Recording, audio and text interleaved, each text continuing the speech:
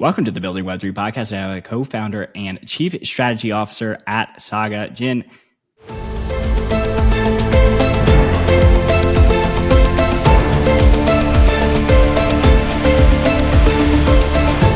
Before we get too deep into Saga, give us a brief introduction to your background. How did you get into this wonderful world of Web3?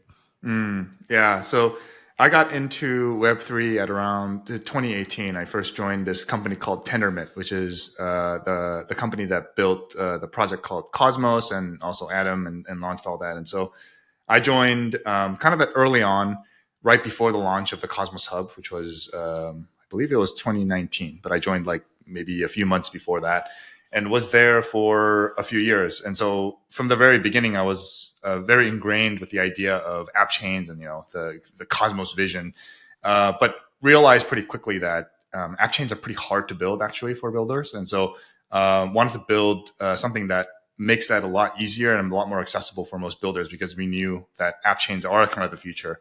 But how to get there was not really that clear at the moment. And so that was at least the beginnings of Saga and thinking about Saga ultimately. Sorry. For people that are unfamiliar with Saga, tell them what Saga is and what your guys' mission is.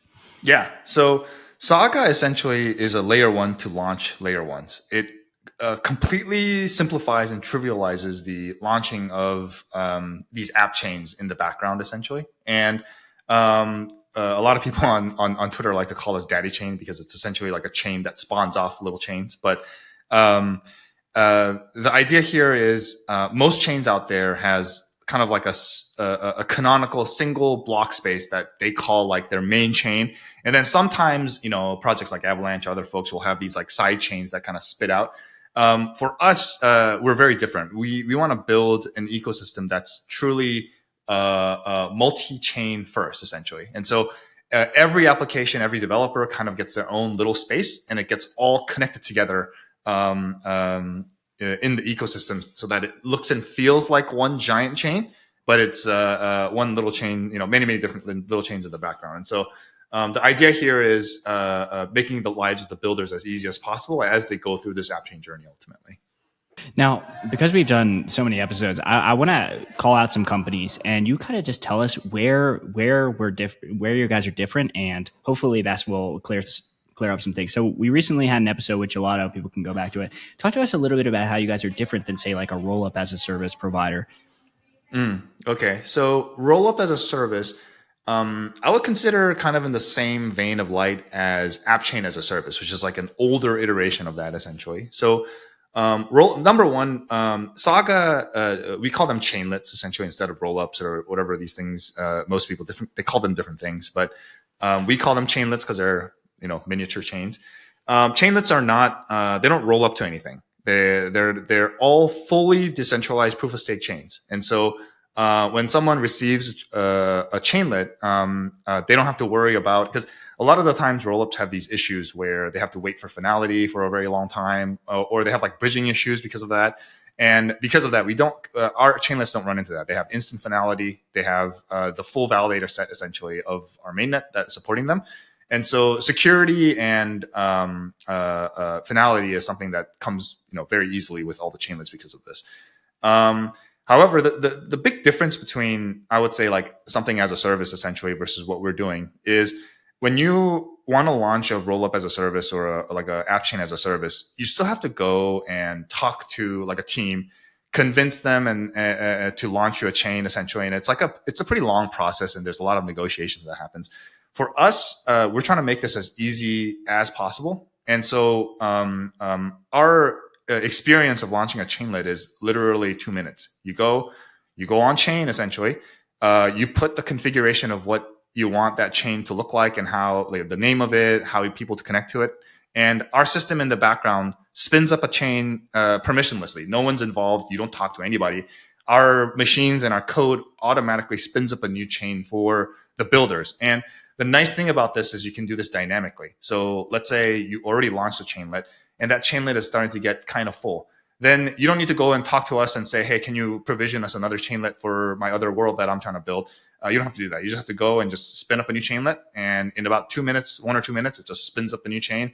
it's fully decentralized and ready to go, essentially. And so that's generally the difference between how our product works versus most as a service products out there ultimately. Yeah, that makes sense. So if we look at like something like Arbitrum Orbit or Superchain, there's no finality issue. There's no kind of this deployment issue. So let's take a look at another one of our episodes, maybe like a Polkadot, and be like, how do you guys differ there? Like, I'm just trying to draw some correlations for concepts people have heard about, but I really do like that that name Chainlet. These are great questions. So the primary difference between how Polkadot does things and how Saga thinks about things is culturally the difference in economics ultimately. So most chains out there, I'm not going to fault Polkadot for this, but most chains out there still think of chain space as something that's a valuable item that people need to fight for. So most later ones kind of think this way, like Ethereum. How does it accrue value? It has these things called gas that like only accrue when it's busy. And so because the block space is something that's very, very valuable, you want to put a cost up there so that you can drive as much value up to it as possible, right? We have flipped that model essentially at Saga. At Saga, we believe block space is something that's super cheap and super easy. And humans in general, as like mankind, has been really good at providing compute dynamically and as a service for a pretty long time now. With the advent of cloud and with AWS and Azure and all these services, spinning up compute is super easy. So it's a little bit unusual that block space, which is just like a cluster of distributed compute, is not so plentiful.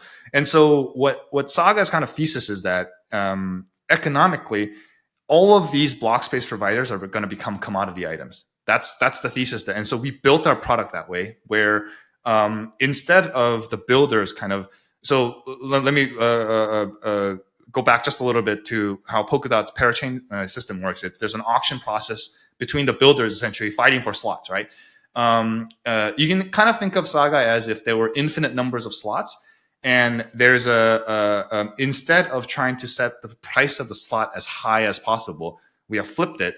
And the way that we work is we have an auction that we're going to, it's not fully implemented yet, but the concept of it is instead of the builders fighting each other for a limited amount of spots, in fact, it's the other way around, where the validators are fighting to try to get in, to try to make the chainlet provision as cheap as possible. So our goal is to commoditize, make everything as cheap as possible, set the price lower and lower, and assume that there's infinite amount of compute that we can post from somewhere. And once you get into that, then the both sides of the model become very, very different, and how you approach the entire product suite looks very different once you change that angle of view and thinking about things ultimately. So, yeah, it's definitely a very unique perspective. I think this is the only time we've talked about this particular model on the show. So tell us a little bit about like the stage you guys are in. Is this like a testnet, is it devnet? Where are you guys at specifically? So our mainnet is live. We launched April 8th of this year. Congratulations. Thank you. And it was amazing. We have a vision of how the end state of Saga, it's not an end state, but like, I guess, a version of an end state of Saga that we have in our head. And we're kind of marching towards that. So most of the pieces are there. So you can go and you can launch a chainlet using the method that I talked about before, where you do it with our platform essentially. It launched a chainlet. We have this kind of stuff that's coming up, that's liquidity integration layer, which allows all the chains to be connected together. We'll talk about that a little bit later. But I would say our product is like a living product ultimately. And our team is very product driven. I don't know why, but a lot of blockchain projects are not that product driven. They're what I would call ethos driven, where they have like some thought of like, hey, this is how it should work. And then they don't really listen to anybody else. They just kind of march towards this one ethos essentially. We don't really think like that. So we have a skeleton of what we think is good enough right now. And what we do is we listen to people who are building on top of us with chainlets and listen to their feedback and say, hey, what do you want most out of our project? And we focus on that, and we kind of prioritize those pieces first before we prioritize the pieces that we ourselves think are important, essentially. And so, so that's the state essentially. We're live. people can interact with it, and it's a product out there, and we're constantly making new improvements over time. So we've got the mainnet, we've got the chainlets, and the chainlets is essentially, if I could paraphrase, it seems like the Saga thesis is like, imagine a world where block space is plentiful, and where essentially, and you guys don't view, there's kind of this negative opinion sometimes in the layer 2 ecosystem of Ethereum, which I think will probably be the thing that most people probably connect, is that it's often parasitic to the main chain because you have this fragmented liquidity. Talk to us a little bit about like how you guys have kind of approached this like multi-chain world right from the get-go, or this multi-chainlet world. That's a whole different fascinating conversation. For us, so in the rollup world, what ends up happening is when people talk about liquidity fragmentation, they think it's because liquidity is hosted in different places. They think that's the fundamental cause, but it's actually not. The fundamental problem with liquidity fragmentation is that the liquidity on the other side is not accessible. So if access was free across all the layer 2s, and liquidity is easy to be tapped across all the layer 2s, then you don't really have a problem anymore. Because let's say I have an application on one layer 1, and most of the liquidity that I want to access is on a different layer 1. If that layer 2's liquidity is just as easy to tap as the liquidity on my layer 2, then it's not a problem anymore that it's on a different layer 2 ultimately. But there's all these like friction point that comes with having multiple layer 2s. And one of the primary ones is that like it's not actually, people keep trying to solve this liquidity fragmentation using technology. It's not exactly technology. Technology is one part of it, but the bigger part of it is there's human interactions here and human motivations in here. And the biggest issue a lot of the times is that one layer 2 is competing with another layer 2. And if their success is tied to how much TVL is locked in my chain versus your chain, then, and the activity of my chain is better served if I silo my liquidity into my own layer 2 and not into someone else's layer 2, they will essentially try to make a walled garden as much as possible to keep that liquidity in. And so what needs to happen a lot of the times is to in order for you to relax that is for somebody like Ethereum or some kind of central party in this picture to come and build infrastructure that makes it so that it's easier to connect to all these pieces. But that hasn't quite happened yet because all these people, a lot of the times are kind of PvPing each other with these chains. And, with Saga, the idea here is our team from the fundamental get-go has decided that this is the design that we want to go. This is the design of the future where everyone is going to have their own layer 1 essentially. And so because of that, our technology and the way that our product is set up is essentially designed from that idea to begin with. And so all of these interaction points that I talked about that the Ethereum should kind of facilitate between all these layer 2, we've kind of thought about that, and we're introducing products that sit across all these different chainlets essentially that connects them all together automatically. So the builders don't have to like PvP out essentially within our system. It's all kind of feels like one cohesive ecosystem instead of disparate projects that are building on top of your system. Yeah, so let's walk through an example. We'll call it like the life of launching a chainlet. So let's say I'm Jax, which I am, and I'm going to launch Jax's protocol. We'll say it's like some kind of clone of Aave. And talk to me a little bit about like how I launch my chainlet, and then how I could interact with other chainlets inside the ecosystem. Yeah. So day one, it's super simple.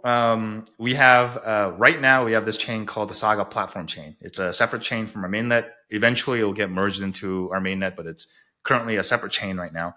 You just go to that chain. You have a MetaMask essentially that you want essentially to be the owner of that chainlet, and you just make a transaction. You go. You put in the field saying, I want the name of this chain to be Jax chain, for example.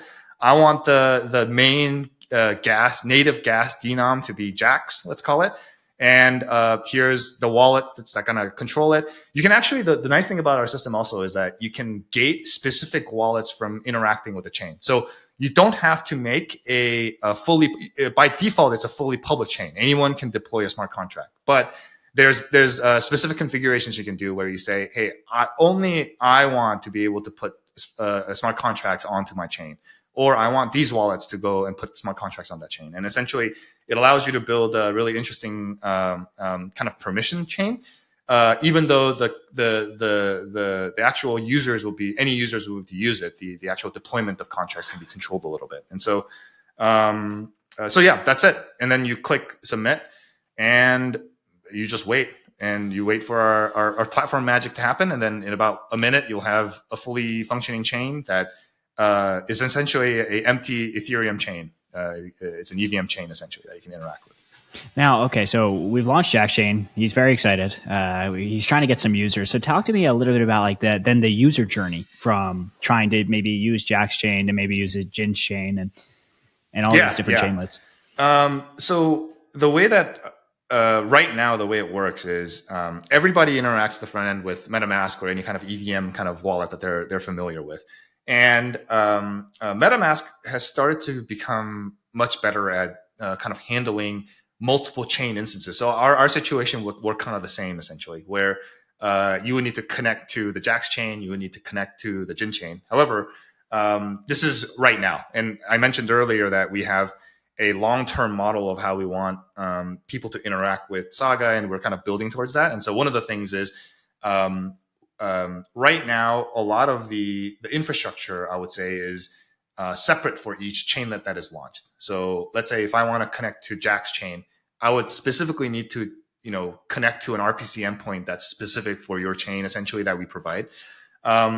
We have a long-term model where essentially you connect to one Saga chain RPC, and it multiplexes across every single chainlet in the background. So we're going to have improvements that come that are a little bit different. And this is possible, as mentioned, because we vertically control all parts of this process. So the chain production, the services, all of that is kind of automatically provisioned by our system in the background and controls all parts of it. And there's a lot of benefits to coming. And I'll keep talking about this vertical integration that is key to why a lot of these pieces work, and it's very hard for other people to do kind of similar things that we're doing. But yeah, that would be the easiest way for people to kind of interact with your chainlet that's launched, essentially. So essentially, in the future state, we would go to maybe just the Saga chain, and then it would have hooks into each one of the different sub chains or chainlets, so to speak. So talk to us a little bit about, because I want to double back to this idea of like block space being commoditized and costless transactions, because it just feels so foreign to everything we're accustomed to in blockchain world. So talk to us a little bit about how you guys have actually accomplished this, because I think everyone understands why it's nice. Yeah. Everyone always whines about gas costs, right? And yeah, it's weird. I don't know why. So this is like I've been around the blockchain ecosystem for a long time, and the basic economics of blockchain hasn't really changed much in essentially since the beginning. It's the same economic model, right? Which is you gate access to the small amount of resources, essentially, which is the gas model. When we back in 2018 when we started Saga, one of the first things that me and the co-founders were talked about on a whiteboard, I have a very vivid memory of this, is we were kind of mapping out the token economics, the very beginnings of it. And one of the things we said is, hey, what if we made the blockchain in the block space essentially free, and figure out how to accrue value to the protocol in a different way? And then we started kind of going down this rabbit hole of making this happen and enabling this. And so this is something that has been a model in our head for, I would say, it's one of the first things that we planned out. And this is how long it takes to change the economics of a system. It's very difficult. A lot of people think that a new different kind of economic model is super easy, because it's not really something that people generally think about, but it requires a lot of foresight into how you're building the product to do it. And so what we did in the very beginning essentially is, let's say you spin up the Jax chainlet, right? A user somehow acquired this Jax token that we built, and they pay gas on your chainlet. Typically, in most other systems out there, that gas essentially eventually gets sent out to whoever is running that infrastructure, whether it be a validator, whether it be a sequencer, somebody kind of receives that as a payment. And so from the perspective of, let's say, the developer and the user, and let's clump them together into like a developer user, this is a net economic outflow that happens from them, right? So there was a Jax token that eventually got sent out to either the protocol or the validators, and it's a net negative outflow, which is a huge user experience problem essentially, because anything you do essentially costs some kind of money ultimately, right? Within our system, the way we built it is when someone spends that gas, it actually gets returned straight back into the validator's wallet, like 100% of it. None of it is taken by the Saga protocol. And by doing it this way, we essentially give the agency back to the builders to be able to build a closed loop economic system within their applications, which is a much better way of kind of designing an economic system ultimately. You don't want random faucets of tokens that leaving your system constantly, which makes it very difficult for builders to actually build out the application that they want to, because now they have to constantly think about like, how much is this? It's like, how much gas does it cost generally to run my kind of transactions on today versus Tuesday versus next week? Like planning is like a nightmare. And so what we built is, let's first build essentially everything to be refunded back to the user and figure out how to accrue value as a protocol in a different way. Because one of the things that fundamentally, at least I believe, is that gas is a really good congestion proofing mechanism. It's a terrible value accrual mechanism for blockchains, and differentiating those two ultimately is going to be good for the blockchain economy, in my opinion. So that's like my 10 cents or whatever. So no, it's very interesting. I guess the thing that will come up is like, well, how do you guys make money then? Like, where does Saga actually accrue the money? Yeah. And there's a lot of different ways to make money, and the way that we have selected to do so is a lot of people will kind of think of this as the way that Apple works, right? So the way that Apple works is they give access to all of their iPhone users and their infrastructure essentially for free in the beginning. There's like a small amount of, maybe like a few $100s of like licenses that you have to get from the dev kit or something like that. But a vast majority of iPhone developers, when they get started, they pay nothing essentially. And that's where we want to get to. We actually want to get to a world where getting block space for developers is essentially free and available for everybody. But the way that Apple makes money in the end, and Apple makes a lot of money, right, is they just make the best environment for people to build. And then what they do is they rake all of the profits that come from that application, right? And the way that our system is designed to make money is the exact same way. So the way it works, we'll have to talk about the liquidity integration later. We haven't talked about that quite yet, but the idea here is that we have a layer in the background between all the chainlets that transfers tokens between the chainlets that exists in the ecosystem today. And the idea is, if you have any kind of economic activity, you are likely going to be bridging between chainlets, because something of value usually it has value because you can transfer it to something else and maybe swap or do something with it essentially, right? And so what our system does is it essentially takes a small rake of all assets that are moving across the ecosystem.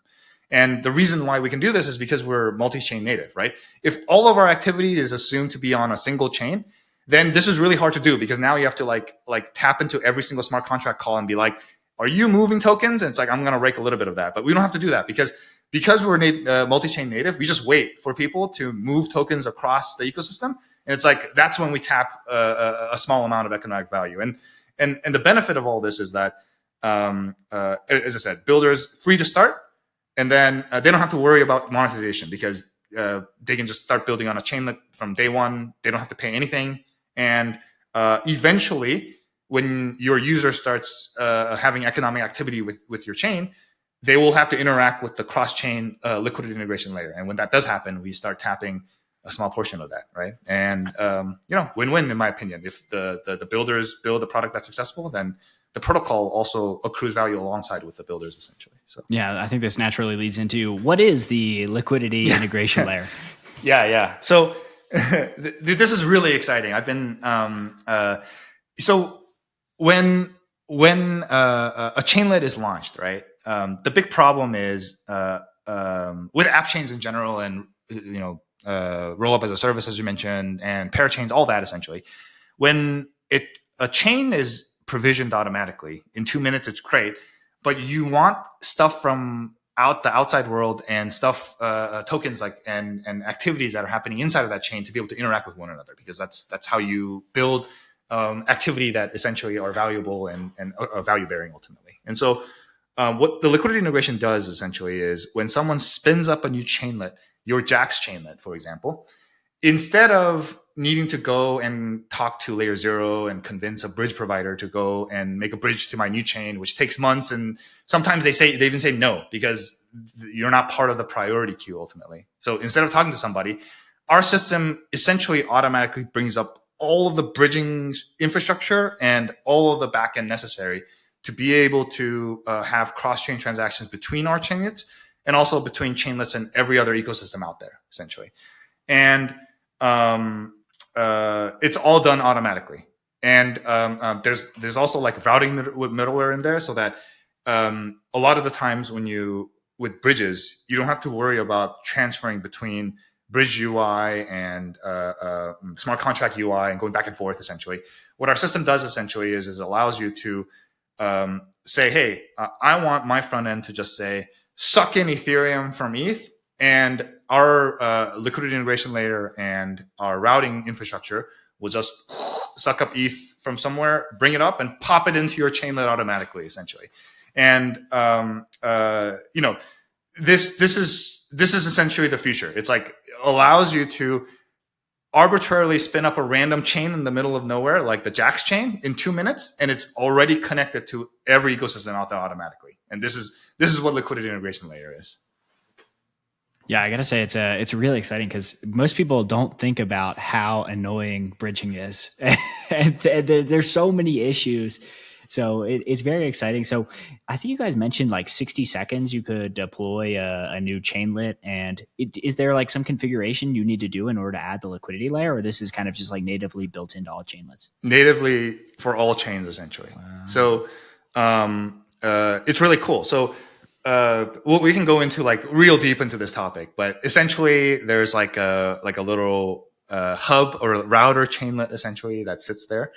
And when someone spins up a new chain, it's actually really hard to be like, hey, go and connect to like every chainlet out there, because we have like about like 110 chainlets live right now. And so let's say we bring up the 111th chainlet going on right now, then it will need to go and connect to like every single one of them, and you'll need to go and connect. So we have like this routing aggregator that automatically gets stood up, and all it does is it connects automatically to that routing kind of hub, and it gets connected to everybody. So through that routing chainlet, you get connected to every other chainlet. So let's say the really cool thing about the way that we built our product is that we want builders to be able to spin up multiple chainlets, right? And if you have multiple chainlets, you need to be able to connect those two together, because if you have two chainlets that don't talk to one another, it's like, why do I have two chainlets, right? And so through the liquidity integration layer, when you spin up a new chainlet, it will just be automatically connected to your old chainlet because of the way that it's set up.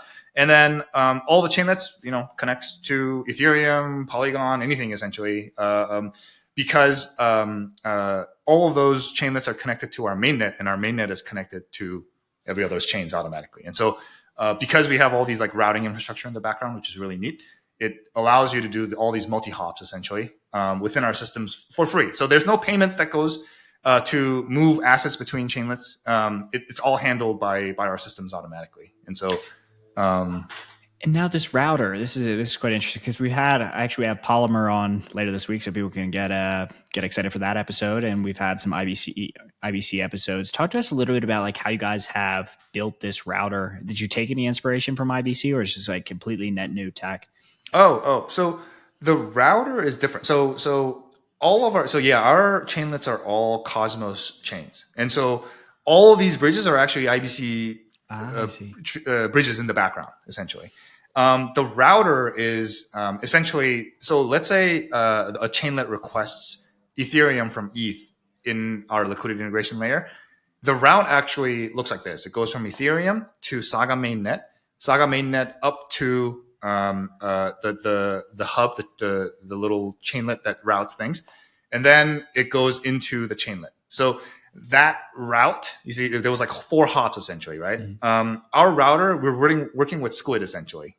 Squid, yeah. Yeah. And so that automatic route of 4 paths will just happen automatically without the developer really caring about how it gets there. It just pops up on one end, but all the piping in the background will just like move it like boop, boop, boop, boop, boop, next step, and it'll get there essentially. So yeah, we've had Squid and Odos on here, so people can go back if they're really interested in routing to go back to those episodes. So I'm curious, like, what's next on the horizon for you guys? It seems like you've accomplished so much. What can kind of people look forward to? Yeah. The big thing right now is our liquidity integration layer is like going live. So we're in this like kind of odd transition stage where liquidity integration layer didn't exist, and then in probably around March, liquidity integration layer is going to be live. And so like in between those two, there's going to be like half things that are live and half things that are not live. And then so there's going to be a lot of really exciting announcements as we like deploy all these things and start testing them and making sure that it works properly. But the next big exciting thing that people that we actually started talking about is Uniswap coming to Saga. It's going to be super exciting. It's actually because of the way that our chainlets work. The Uniswap instance is deployed currently on a chainlet that only Uniswap contracts can be on. And so we've been calling this Uniswap's first canonical version of an app chain, because that doesn't exist anywhere. Like no one has really launched a Uniswap app chain before, because app chains are really hard to stand up. For us, it's super easy to do. And so within the next few months, this is going to go and open up. It's already live. Essentially, the contracts have been deployed. And so technically Uniswap has their first app chain on Saga, just because it is. And we're going to see a lot of this, in my opinion. People come in, when you deploy anything on Saga, you by default get an app chain. And so it's going to be the first app chain instance of whatever protocol that comes in ultimately. You mentioned Aave earlier. If Aave builds something, it might be an Aave app chain. It's going to be super exciting, in my opinion. So. Yeah, it's definitely a very exciting future. Now, one thing we always like to ask all of the guests as we start to wrap up is because we have so many builders that listen to the podcast, we'd love to know, do you feel like there's an area of the Web3 ecosystem that is underaddressed? Any kind of like startup idea? If you're like, if I wasn't working on Saga, I'd love to build this. Or if you're like, you know what, Saga ecosystem really needs this. Very interesting. To be fair, there's just so much improvements in the pipeline and in my head for Saga that it's like hard to get out of that, there's such a large swath of really interesting stuff. So the big thing that I've been like really obsessed with that's not related to this to like Saga directly is so how do I describe this? So when it's kind of related to like AI, and I think there's a builder who's actually doing this essentially in Saga. But imagine, for example, you try to create a world where like a chain that really only AI agents are able to interact with it. And what you do is you try to coordinate like launching a chain essentially with just agents essentially. I think that would be really interesting, in my opinion. The innovation cycle is going to be so quick, in my opinion, once they set up a good way of setting this up. And so, or maybe like a chain just for like AI swarms, where it's like, hey, we've got swarms deployed to a specific chain. Yeah, I really do think. And it's like you have to verify that it's only those like an AI. Like you can't have people gaming this, right? And so there's ways to do this. It's super easy. Like for example, on a chainlet, I just mentioned to you earlier that you can control who gets to deploy smart contracts and who interacts with the chain. And you can essentially whitelist only people you know for sure are AI agents, right? And only those people will be able to interact. So there's like really cool stuff you can do with chainlets that like that really kind of bear fruit from here, essentially, in my opinion. So yeah, it's definitely a very unique way to think about chain. So finally, where can people learn more about Saga and connect with you online? So Saga.xyz, our website is always good, but join our community. We have a pretty active Discord, and obviously, like any other project, we're on X, pretty live, and so just contact us there. Anywhere we have a contact us form in the website and all the places essentially. So nice. And what's your X handle? it is Genghis Kwan. Genghis Kwan. All right, we'll put it in the description. So everyone go interact with Jin, go build on Saga. And until the next episode, let's continue building the future of Web3.